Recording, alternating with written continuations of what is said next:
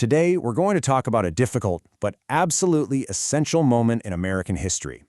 It's a story about broken promises, a tragic cultural misunderstanding, and a wound that, in many ways, has never healed. So, let's get into what led to the Wounded Knee Massacre.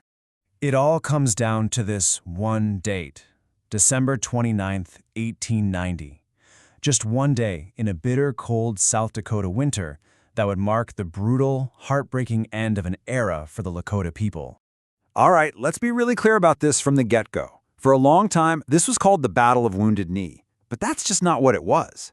When you look at the eyewitness accounts, when you look at the history, it was a massacre. The Lakota were outgunned, outnumbered, and most of them had already surrendered. To really get what happened on that December day, we have to zoom out. This tragedy didn't just happen in a vacuum. No, it was the boiling point, the culmination of decades of conflict, broken treaties, and policies that pushed the Lakota people right to the edge. Just look at this timeline. The speed of it all is just staggering. In a little over 20 years, just one generation, the Lakota were stripped of nearly 80% of the land they were promised by treaty. And as their land vanished, so did their way of life. A crisis that got even worse when Congress then decided to cut their food rations. And it wasn't just about the land. The U.S. government's official policy was something called forced assimilation, and the goal, plain and simple, was to erase Lakota culture. Their language, their religion, their ceremonies, their entire way of life. Imagine being a nomadic hunter, and suddenly you're forced to farm on land that's basically impossible to grow anything on. It made them completely dependent on the very same government that was taking everything away. This quote really drives it home. This wasn't just some abstract cultural crisis. It was a humanitarian disaster. The Lakota were literally starving. So, it's right in this moment of complete desperation that a new spiritual movement shows up, and it offers this incredibly powerful message of hope. A movement that would be completely and tragically misinterpreted. Now, it's so important to understand that the Ghost Dance was, at its core, a peaceful movement. The Prophet Wovoka's message was all about nonviolence.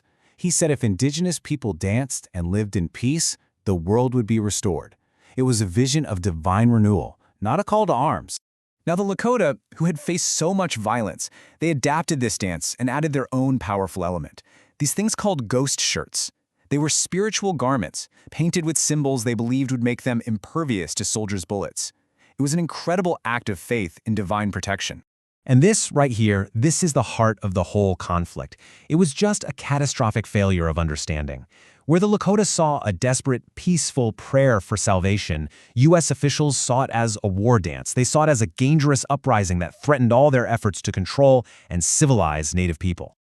So this fear, this deep misunderstanding, it sets off a fatal chain reaction. It turns this spiritual revival into a full-blown military crisis. Now, just stop and think about that for a second. The government's response to a religious dance was a military deployment on a scale not seen since the Civil War. That's how terrified they were of this movement. And let's be clear about what the Army was there to do. Their mission was explicit. This wasn't about trying to understand or negotiate. It was about suppression. Their goal was to stamp out the Ghost Dance, and they were ready to use force to do it. And then, things escalate. Big time. The legendary Chief Sitting Bull, the man who defeated Custer, is killed during an arrest attempt. Now, he wasn't even a ghost dancer himself, but he stood up for his people's right to practice their beliefs.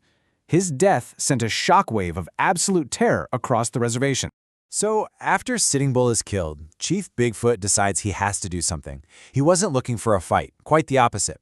He was leading his people, many of them sick with pneumonia, freezing in the winter cold, towards the Pine Ridge Agency. He was hoping to find safety and to help negotiate for peace. But he and his people, they would never make it. They were intercepted by the 7th Cavalry and escorted to a camp along Wounded Knee Creek. And what happened there the next morning, well, it would become one of the darkest days in American history. You gotta picture the scene. It was basically a trap. Bigfoot's band was completely surrounded, with these high-powered Hotchkiss cannons aimed down at them from a hill. The soldiers started moving in to take all their weapons. And in this incredibly tense moment, a deaf man named Black Coyote apparently didn't understand the order. There was a struggle over his rifle. A shot went off. And in that instant, the cavalry just unleashed hell on the camp. And to give you a sense of what that hell was like, those Hotchkiss guns on the hill could fire 52-pound explosive shells every single minute. They were used to tear apart the camp, and the ravines where women and children were desperately trying to find cover. The numbers, well, they speak for themselves. As many as 300 Lakota were killed, at least half of them women and children. On the other side, 25 soldiers died, and it's believed many were actually killed by friendly fire in the chaos. This wasn't a battle. It was a one-sided slaughter. The shooting eventually stopped, but the story of Wounded Knee was far from over. In fact, you could say the fight over its memory and its meaning was just beginning. And that fight continues right up to today. Just look at this contrast. Right after it happened, the U.S. government called it a battle and handed out 20 Congressional Medals of Honor, the nation's highest military award, to the soldiers of the 7th Cavalry. But history has rendered a very different verdict.